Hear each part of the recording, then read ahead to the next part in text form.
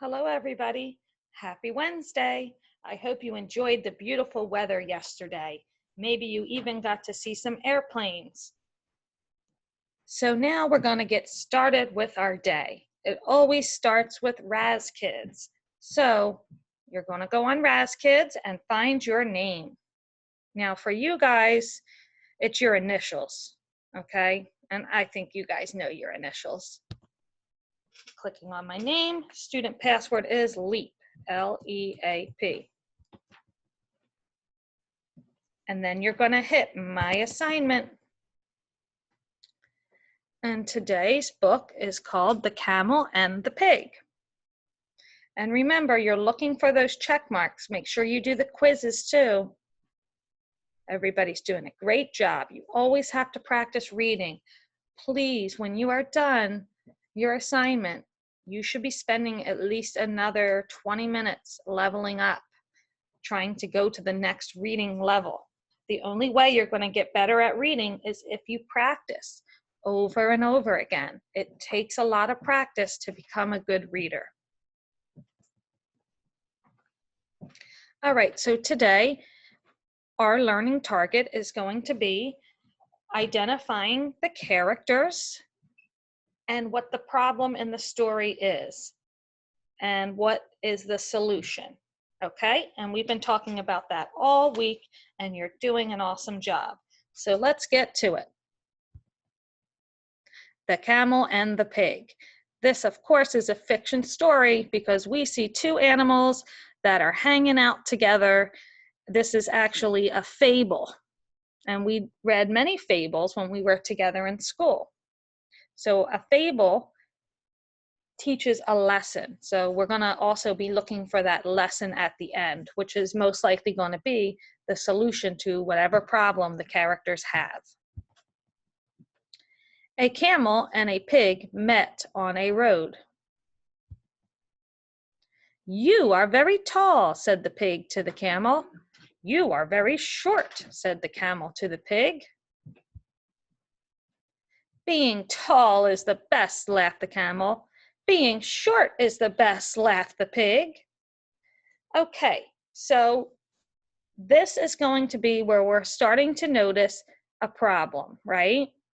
Camel thinks being tall is the best, and pig thinks being short is the best. Okay, so they're kind of going back and forth.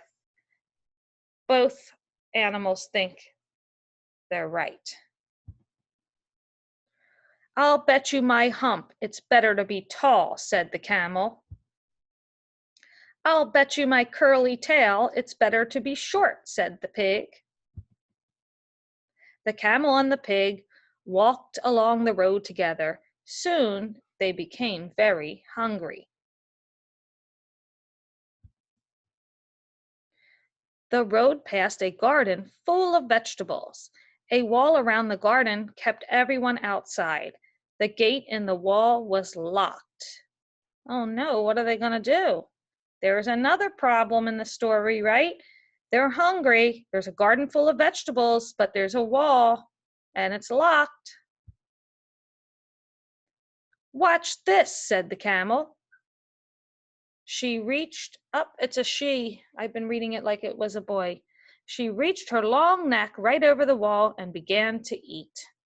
"I told you it was better to be tall," she laughed. So she's getting to eat because she's tall. "Watch this," said the pig. He squeezed his short body right under the gate and began to eat. "I told you it was better to be short," he laughed. So each animal was able to eat in their own way, right? The camel kept her hump and the pig kept his curly tail. Sometimes it's good to be tall and sometimes it's good to be short. Okay, so in the story, the problem was that the camel thought being tall was better, the pig thought being short was better. And in the end, the solution, which is really a lesson, is that both animals learned that it was good to be themselves, right? Just be yourself. Everybody has something great to offer. All right, so that was a lovely story. I enjoyed that. And that's a great lesson. Always be yourself and be happy with who you are. And don't be worried about anybody else.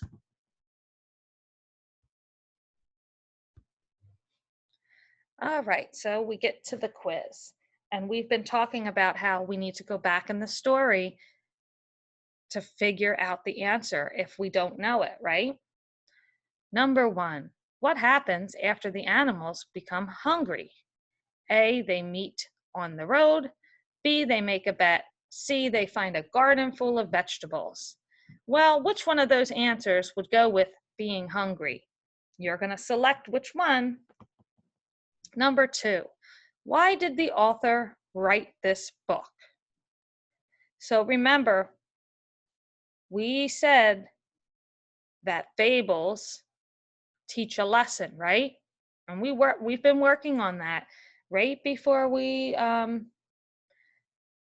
had to be shut down. We were reading fables and talking about the lessons we can learn. So, is it A, to persuade readers that pigs are the best animals? B, to teach readers about pigs and camels? C, to teach a lesson through a make-believe story? So I just said it, right? To teach a lesson, right? That's why the author wrote the book. The camel and the pig are the blank of this story. A, the setting. B, characters. C, plot. Which word best describes how the animals feel at the end of the story?